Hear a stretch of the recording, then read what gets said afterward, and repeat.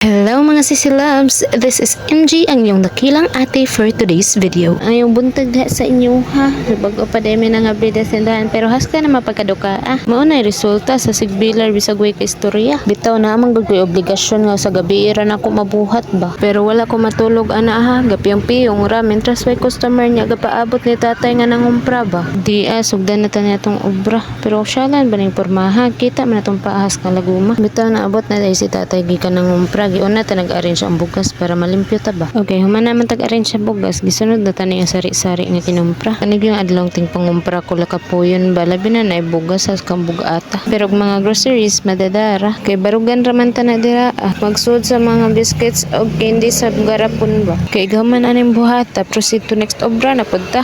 Pila na ka oras ang milabay nagabi na. Automatic manghipos na ta. Unsa pa man atong gipaabot diha.